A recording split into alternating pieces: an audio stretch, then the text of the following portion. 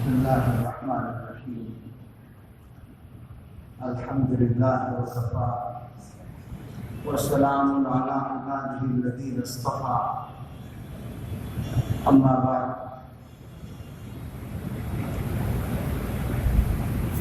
فاعوذ باللہ من الشیطان الرجیم بسم اللہ الرحمن الرحیم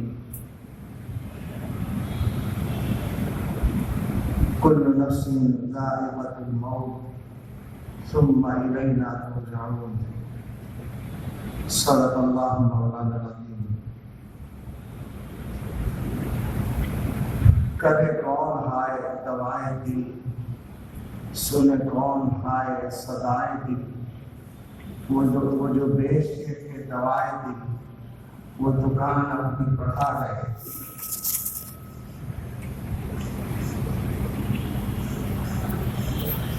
آج کا یہ اہم اجلاس جیسا کہ آپ کو معلوم ہے دو شخصیات کے سانحہ ارتحال پر ان کے اوصاف و محاسن کے ذکر کے لیے منعقد کیا گیا ہے۔ ایک شخصیت تو حضرت شیخ الاسلام قدس اللہ سرہ العزیز کے خلیفہ و مجاز تربیت یافتہ اور صاحب دل شخصیت دارالعلوم دیوبند کی شورا کے محترم رکن جمعیت علماء ہند کے نائب صدر حضرت مولانا محمد اظہر صاحب نعمانی رحمۃ اللہ علیہ، حضرت کے سلسلے میں بہت زیادہ تفصیلی گفتگو کی ضرورت نہیں ہے، سب ان شخصیت سے واقف ہیں۔ میں نے بھی ان کو کسی حد تک بعض اسفار کی برکت سے قریب سے دیکھا، ان کے ساتھ سفر کرنے کا اتفاق ہوا تو ان کو ایک نہایت سادہ طبیعت، معصوم طبیعت پایا، جیسے اہل اللہ ہوا کرتے ہیں، نرم کو نرم دل، نرم طبیعت، نرم لہجہ، ہر اعتبار سے وہ مجسم نرمی اور شفقت کے، اور ہمارا ان کے ساتھ سفر ہوا وہ اسی علاقے میں تھا جو ان کا قریبی علاقہ تھا، تو اندازہ ہوا کہ ان کے قریبی علاقے کی ایک بڑی تعداد میں سے بہت مانوس ہے، معتقد ہے، وابستہ ہے اور ان کا بہت احترام کرتی ہے۔ اللہ کو عزت کی توفیق سے اچھے اعمال کے ساتھ ایک لمبی عمر گزار کر اپنے وقت مقررہ پر وہ تشریف لے گئے۔ اللہ تعالیٰ ان کی مغفرت فرمائے، ان کو اپنے قرب خاص سے نوازے۔ ہم سب ان کے صاحب زادگان حضرت مولانا احمد صاحب، حضرت مولانا محمد صاحب اور مولانا اشرف شاہد نہیں ہیں، اور ان کے رفیق کار مولانا ابو بکر صاحب، اور سب سے تعزیت کرتے ہیں اور پوری جمعیت علماء ہند سے۔ دوسرا نام آج کے اس اجلاس میں جو ہے اس کے متعلق کچھ کہنا اور بولنا میرے لیے ایک مشکل مرحلہ ہے۔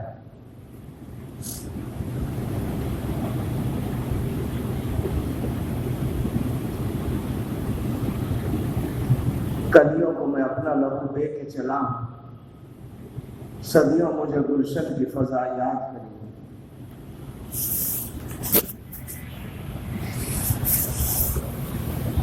کچھ عجیب سی صورتحال ہے۔ جب یہ حادثہ ہوا تو میں ہندوستان میں نہیں تھا، اور جہاں تھا وہاں دارالعلوم کے بہت سے اساتذہ اور متعلقین تھے، فضلاء تھے۔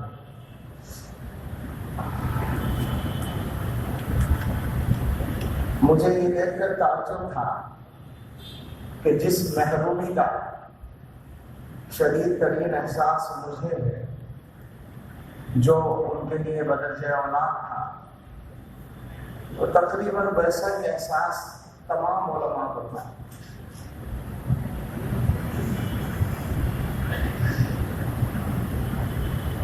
بڑے چھوٹے کسی بھی منصب سے تعلق رکھنے والے سب کا ایک ہی حال تھا، اور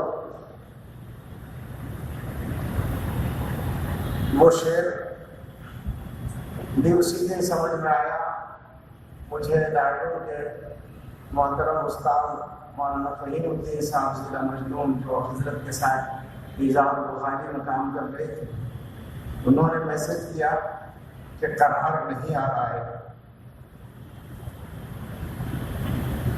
جی چاہتا ہے کہ کوئی ملے اور اس سے مل کر جی بھر کے رہوں۔ تو میں نے ان کو لکھا کہ میں آ رہا ہوں پرسوں، یہ کہنے کے لیے کہ اندرین مل کے کریں آپ گزاریاں، تو ہائے گل پکار میں چلاؤں ہائے دل۔ اسی دن ایک ہلکا سا اندازہ ہوا اس کرب کا جو کتابوں میں پڑھا تھا مگر اس کا ذائقہ نہیں معلوم تھا، اور وہ تھا کرب اس امت کی عظیم ترین شخصیت شیخ الاسلام حضرت مولانا سید حسین احمد مدنی رحمۃ اللہ علیہ کا، جنہوں نے اپنے استاذ حضرت شیخ نور اللہ مرکزہ کی خدمت کے سلسلے میں وہ کردار ادا کیا تھا جس کی مثالیں امت کی روشن تاریخ میں بھی گنی چنی ملیں گی۔ آخر وقت میں وہ جدا ہو کے حضرت کے حکم ہی سے کلکتے تشریف لے گئے اور جنازے میں شریک نہیں ہو سکے۔ ہماری اور ان کی نسبت تو زمین و آسمان سے بھی زیادہ فرق رکھتی ہے، لیکن اندازہ ہوا کہ ان پر کیا گزری ہوگی اس دن۔ حادثے کا جتنا افسوس تھا اس سے زیادہ افسوس اپنی محرومی کا تھا۔ یہ عجیب بات اس دن سے محسوس ہو رہی ہے کہ بہت سی مرتبہ جانے والے جاتے ہیں اور ان کے سلسلے میں ہم لوگ اپنے تاثرات پیش کرتے ہیں۔ ہر آدمی اپنے تعلق کے اعتبار سے حادثے کو محسوس کرتا ہے، تو جانے والے کے بارے میں ہم اگر کسی بات کا کسی خیال کا اظہار کرتے ہیں تو سننے والے بعض مرتبہ دل سے تائید کرتے ہیں اور بعض مرتبہ اخلاقاً تائید کر دیتے ہیں کہ ہاں آپ ٹھیک کہہ رہے ہیں، وہ ایسے ہی تھے۔ لیکن حضرت مولانا ریاست صاحب نور اللہ مرکزہ کے سلسلے میں یہ دیکھنے میں آ رہا ہے کہ جو تأثر ظاہر کرو، جتنا گہرا تأثر ظاہر کرو، سامنے والا ہم سے زیادہ گہرائی کے ساتھ اس کی تائید کرتا ہے، بلکہ یہ ظاہر کرتا ہے کہ میرے دل میں یہی بات۔ میری زبان سے نکلا کہ میں دوبارہ یتیم ہوا ہوں۔ پہلی یتیمی تو بہت چھوٹی عمر میں 16 سال کا تھا۔ 1985 میں میرے والد حضرت مولانا سید احمد صاحب نور اللہ مرکزہ کی وفات ہوئی تھی جب میں پڑھتا تھا، اور اس کے بعد پھر کوئی اور حادثہ، ایک حادثہ والدہ کا بیچ میں پیش آیا، لیکن نوعیت کے اعتبار سے والد کے حادثے کے بعد اتنا بڑا کوئی اور حادثہ مجھ پر نہیں گزرا۔ میری زبان سے یہ نکلا کہ میں دوبارہ یتیم ہوا ہوں، تو جانے کتنے لوگ کہنے لگے کہ ہم تو خود یتیم ہوئے ہیں، ہم اپنے آپ کو خود یتیم محسوس کر رہے ہیں اور یہ سوچ رہے ہیں کہ اپنے دل کی بات کس سے کہیں گے جا کر، اور اگر کہہ بھی لیں کسی سے تو تسلی کون دے گا؟ اپنا مسئلہ، اپنی مشکل کس کے پاس لے کر جائیں گے؟ اگر لے بھی جائیں تو حل کون کرے گا؟ ایک صاحب نے کہا کہ ہم وہاں مشکل لے کر جاتے تھے اور حل لے کر واپس آیا کرتے تھے۔ یہ تشریف لا رہے ہیں دارالعلوم دیوبند کے محترم رکن شورا، دارالعلوم رحیمیہ بانڈی پورہ کے بانی و محتمم، اور حضرت مولانا مفتی محمود حسن صاحب کا منقل 2 نمبر اللہ مرکزہ ہو، اور حضرت مولانا پیر ذوالفقار احمد صاحب نقشبندی دامت برکاتہم کے خلیفہ مجاہد حضرت مولانا رحمت اللہ صاحب کشمیری دامت برکاتہم، یہ اتفاق سے اس دن وہیں تھے جہاں ہم تھے، اور وہاں ختم بخاری حضرت نے کرایا تھا۔ اس ختم بخاری کی مجلس میں حضرت مولانا نے اعلان کیا کہ میرے پیارے استاد رحمان ریاست علی صاحب کا انتقال ہو گیا۔ تو یہ تو رو ہی رہے تھے، لیکن مجمع میں جتنے بھی لوگ تھے وہ عقیدہ تھے، اور جو فضلائے دارالعلوم یا اساتذہ دارالعلوم تھے ان سے تو اپنے آنسو تھم نہیں رہے تھے، اپنے گریے پر قابو نہیں ہو رہا تھا۔ یہ تشریف لائے ہیں حضرت مولانا انوار الرحمان صاحب رکن شورا دارالعلوم دیوبند، ان کا حال بھی بالکل وہی تھا جو ہمارا حال تھا۔ ہر ایک اپنے آپ کو بچہ محسوس کر رہا تھا جس سے اس کا باپ بچھڑ گیا۔ خیر، یہ تو حادثے کے اثرات ہر ایک پر درجہ بدرجہ ہوتے ہی ہیں، لیکن دو تین باتیں مجھے اور عرض کرنی ہیں۔ میرے ذہن میں کوئی ترتیب نہیں ہے، یہ پہلا موقع ہے کہ جب میں کسی پروگرام کے لیے کھڑا ہوں اور بالکل کسی قسم کی ایک لفظ کی کوئی تیاری نہیں ہے۔ آدمی کچھ نہ کچھ سوچتا ہے پہلے سے، مجھے بہت زیادہ اس کی عادت نہیں، لیکن کچھ نہ کچھ میں کرتا ہوں۔ آج کچھ بھی نہیں ہے، کوئی ترتیب بھی نہیں ہے، جیسے یاد آئے گا کبھی کبھی میں کہہ دوں گا، لیکن اس وقت دو تین باتیں ان کو جس طرح سے میں نے دیکھا سمجھا تو یہ تھا کہ مجھے ان کے ساتھ خلوت و جلوت گھر اور باہر ہر طرح سے رہنے کا موقع میسر آیا، تو میں نے ان کی زندگی میں کوئی جھول نہیں پایا۔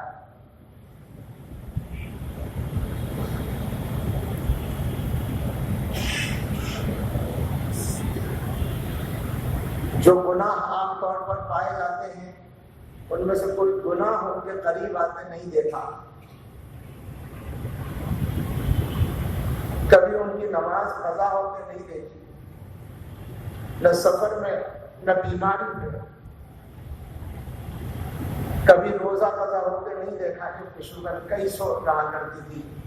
ایک وقت آیا ابھی چند سال پہلے ہم لوگوں نے کہا کہ آپ کو شوگر گھٹنے سے کمزوری بہت ہو جاتی ہے، تو روزہ اب افطار کر لیں، فدیہ دے دیں۔ تو انہوں نے فرمایا کہ مجھے اپنا روزہ چھوڑنا کبھی یاد نہیں ہے، بچپن سے اب تک میں نے کبھی روزہ قضا نہیں کیا ہے، تو ان میں کیا چھوڑو۔ اور یہ بھی فرمایا کہ مجھے روزے میں زیادہ پریشانی نہیں ہوتی۔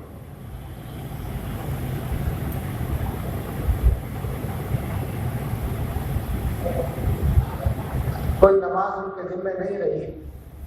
عشاء کی نماز رات کو پڑھی تھی اور انتقال سے پہلے تہجد بھی پڑھا، تہجد کے بعد طبیعت خراب ہوئی اور فجر سے پہلے انتقال ہو گیا۔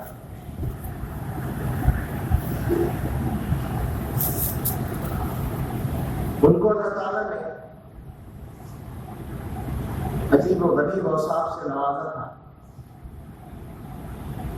تواضع آپ سب جانتے ہیں ان کی، مگر وہ تواضع رسمی نہیں تھی۔ ہم لوگ بھی کبھی کبھی تواضع کا اظہار کرتے ہیں، مگر ہمیں اگر اعزاز دیا جائے تو کچھ نہ کچھ ہمارا دل خوش بھی ہوتا ہے۔ میں اللہ کے اس گھر میں گواہی دے سکتا ہوں کہ ان کو اگر امتیاز اور اعزاز دیا جاتا تھا تو ان کو قلبی تکلیف ہوتی تھی، ان کا استقبال کیا جاتا تو قلبی تکلیف ہوتی تھی۔ ایک مرتبہ جامع مسجد ابروہا میں ہمارے احباب نے ان کو دعوت دی۔ ہم جب وہاں پہنچے تو مدرسے کے گیٹ سے باہر تک علماء، مدارس علاقے کے مدارس کے ذمہ داران، علماء، اساتذہ، معتمدین دونوں طرف کھڑے تھے استقبال کے لیے۔ میں دل میں ڈر گیا کہ ان کو موڈ خراب ہو جائے گا، تکلیف ہوگی۔ کسی طرح خاموش ہو کے گزر گئے اس کے بیچ سے۔ مہمان خانے میں پہنچے تو وہاں ایک بیڈ رہتا ہے اور اس کے برابر میں کچھ کرسیاں، صوفے وغیرہ، ایک کرسی پہ بیٹھ گئے۔ یہ بیٹھے ہمارے دوست مولانا مفتی ریاست علی رام پوری صاحب، انہوں نے کہا بیڈ پر بیٹھ جائیے۔ بیڈ ذرا اونچا سا نمایاں سا تھا. انہوں نے ایک بار کہا تو چپ رہے، پھر انہوں نے کہا تو بہت کرب کے ساتھ فرمایا کہ رسوائی کے لیے اتنا ہی بہت ہے. یہ طبیعت تھی، حقیقی تواضع جس کو کہتے ہیں. جلسوں میں اگر کبھی جاتے تھے تو شرط لگاتے تھے کہ صدارت نہیں رکھو گے. اگر کسی نے اصرار کیا صدارت کے لیے تو پھر صاف کہتے تھے کہ میں نہیں آؤں گا، تمہیں اگر بلانا ہے تو میری صدارت نہیں رکھنی ہے. صرف ایک مرتبہ ایسا اتفاق ہوا کہ ان کو صدارت کرنی پڑ گئی، اور وہ بھی دارالعلوم میں. شیخ الاسلام حضرت مولانا محمد تقی عثمانی صاحب دعوت برکاتہم جب سن 2010 میں تشریف لائے تو حضرت مولانا محبوب الرحمن صاحب نور اللہ مرکزہ کمزوری کی انتہا میں تھے، لیٹے رہتے تھے عموماً. اگرچہ اللہ نے ان کا دماغ اس وقت بھی کارآمد رکھا تھا. حضرت مفتی صاحب مفتی تقی عثمانی صاحب نے کمرے میں جا کر لیٹے ہی ہوئے ان سے معانقہ کیا، باتیں کی، اور اس کے بعد پروگرام کے لیے مسجد میں پہنچے. تو اب پروگرام مجھے چلانا تھا. میرے سامنے مسئلہ آیا کہ صدارت کے لیے کس کا اعلان کرنا ہے. تو میں نے حضرت محترم صاحب کے کمرے میں فون کیا. استاد محترم حضرت مولانا عبدالخالق صاحب مدراسی دامت برکاتہم سے بات ہوئی. میں نے کہا کہ کیا حضرت محترم صاحب تشریف لا سکیں گے؟ انہوں نے کہا نہیں، آنے کے لائق نہیں ہے. میں نے کہا پھر صدارت کس کی کرنی ہے؟ تو انہوں نے پوچھا وہاں کون کون لوگ ہیں دارالعلوم کے. میں نے نام بتایا تو انہوں نے حضرت سے مشورہ کر کے کہا کہ حضرت مولانا ریاست علی صاحب کے نام کا اعلان کر دو. میں جانتا تھا کہ اگر میں نے پہلے ان کو بتا دیا تو بات خراب ہو جائے گی، اس لیے میں نے ان سے پوچھے بغیر محتمم صاحب کے حوالے سے صدارت کا اعلان کر دیا. تو وہ مجبوراً ان کو نبھانا پڑا. تواضع کی اس انتہا کے ساتھ اعلیٰ درجے کی خود اعتمادی، میں سچ کہتا ہوں کہ کسی عالم دین میں اس درجے کی خود اعتمادی میں نے نہیں پائی. میرا بچہ کہہ رہا تھا، یہ پڑھتا ہے دارالعلوم میں، محمد زکوان، اس نے کہا کہ متضاد صفات اعلیٰ معیار پر ان کے اندر تھی. اس نے مثال یہی دی کہ تواضع بھی اعلیٰ درجے کی اور خود اعتمادی بھی اعلیٰ درجے کی. بہت سی مرتبہ تواضع ہوتی ہے تو آدمی کے اندر خود اعتمادی کم ہوتی ہے، لیکن وہاں عالم یہ تھا کہ میں نے بڑے سے بڑے آدمی سے ان کو کبھی مرعوب ہوتے نہیں دیکھا، نہ کسی کے علم سے، نہ کسی کی وجاہت سے، نہ کسی کی دنیاوی حیثیت سے کبھی مرعوب ہوتے نہیں دیکھا.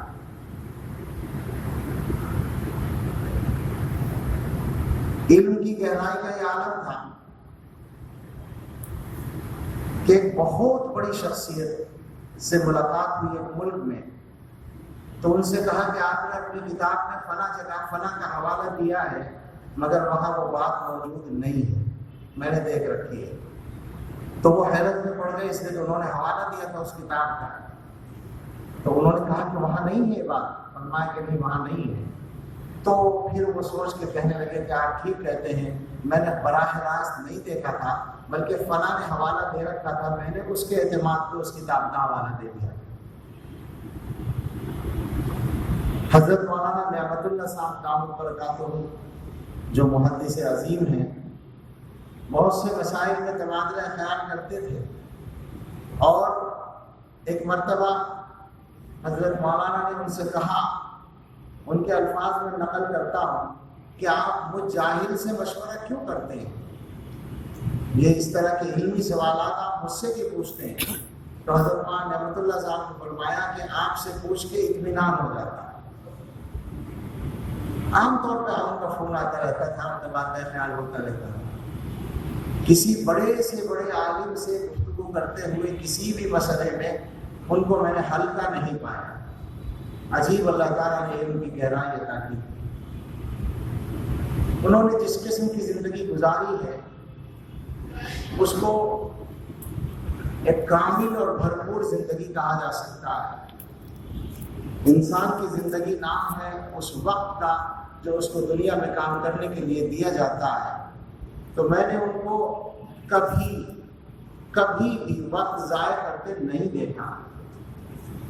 ایسا نہیں دیکھا کہ وہ بے وجہ وقت گزار رہے ہیں.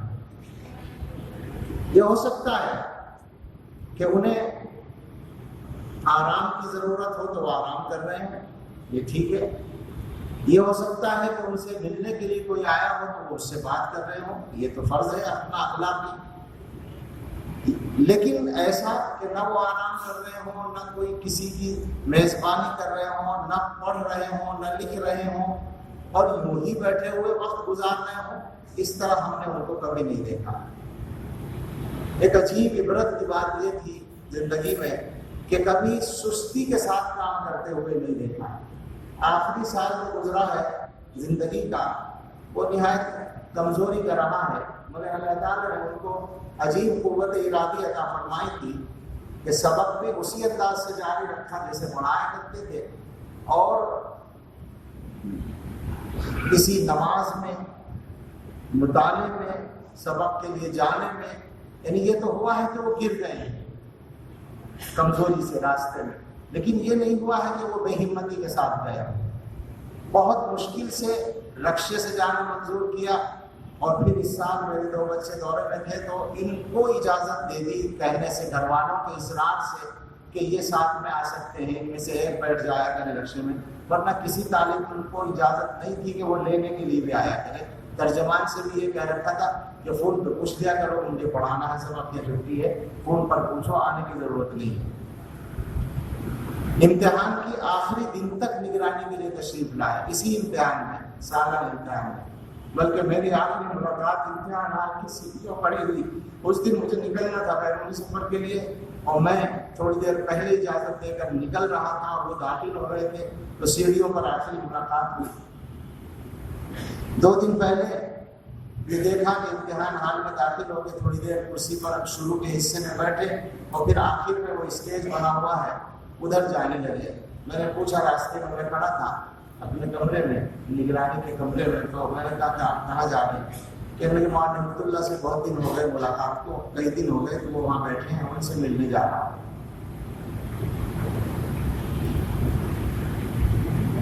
کہنے کو بہت کچھ ہے، ادائے حقوق کا معاملہ. میں گواہی دے سکتا ہوں کہ ان کے اوپر ان کے والدین، ان کے اساتذہ، ان کے ساتھیوں، ان کے احباب، ان کے دوستوں، ان کے شاگردوں، ان کی اولاد، ان کے بیوی بچوں، کسی کا کوئی حق واجب نہیں تھا، بلکہ ہر ایک کا حق انہوں نے واجب سے زیادہ ادا کیا. اپنے بڑوں کے ساتھ انہوں نے جو برتاؤ رکھا، جس طرح ان کا فرد بن کر ان کے ساتھ وہ رہے، اس کے دیکھنے والے بھی اب بہت نہیں ہیں. ہمارے مختوم حضرت مولانا حسین صدیقی صاحب دامت برکاتہ تشریف رکھتے ہیں، انہوں نے وہ سارے منظر دیکھے ہیں، وہ ساری تاریخ کے شاہد ہیں. اور میں جو کچھ بھی کہہ رہا ہوں، مجھے کوئی تکلف کہنے میں نہیں ہو رہا ہے، یہ اندیشہ نہیں ہو رہا ہے کہ کوئی آدمی مجھے ادنا مبادلے کا الزام بھی دے سکتا ہے. مجھے یہ اطمینان ہے.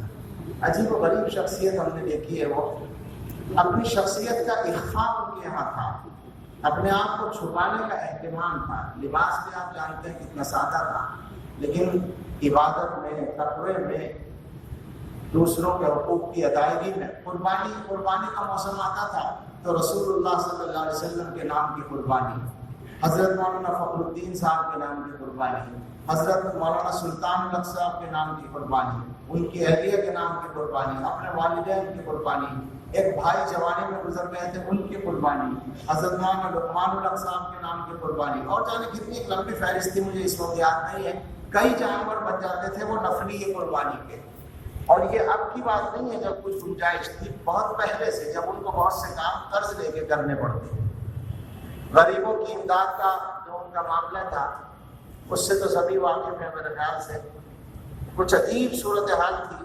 ہمارے دوست مولانا خضر محمد صاحب استاد دارالعلوم دیوبند نے وہاں بیان میں بتایا، یوں کہا کہ بہت سی مرتبہ ایسا ہوتا تھا کہ ہم ملنے کے لیے آتے تھے تو دروازے سے اندر تک 2 4 5 ایسے لوگ نظر آتے تھے، غریب، ضرورت مند.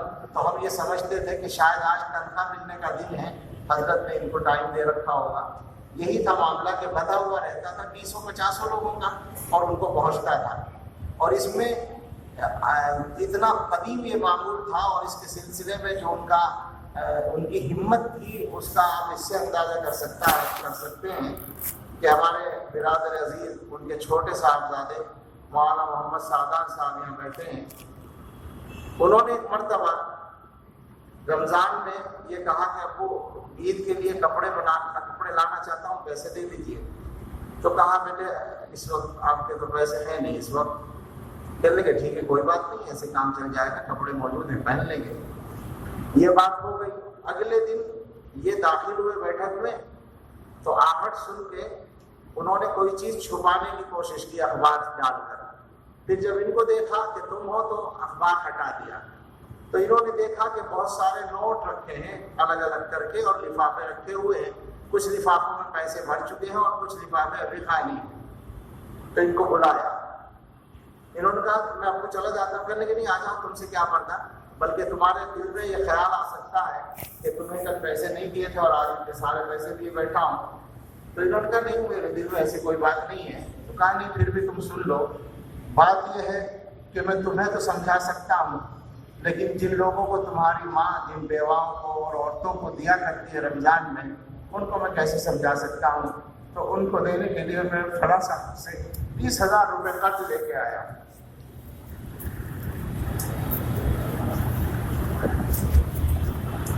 کچھ عجیب خصوصیات.